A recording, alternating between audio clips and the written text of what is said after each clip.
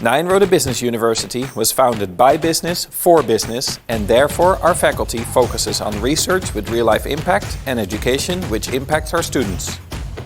We are proud to present Research and Education with Impact.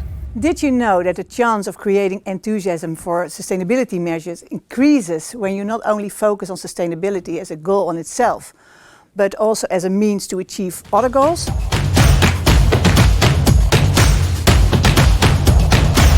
My name is Anke van Hal. I'm a full professor of sustainable building at Nyenrode Business University.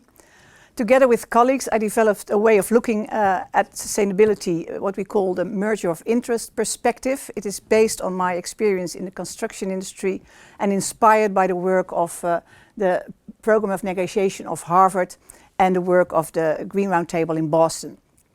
At the former Center of Sustainability of Nyenrode, led by Professor Gerard Keizers, that work of Harvard was also used. And that's why I, as a sustainable building specialist, feel so much at home at this university already since 2007.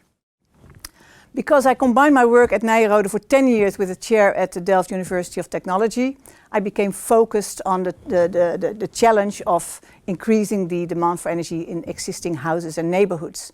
And together with colleagues from all different backgrounds, and inspired by the merger of interest approach, we developed what we call the third success factor. And thinking about money, thinking about technology, the other two success factors is very normal, but human behavior and the dreams of residents are often neglected.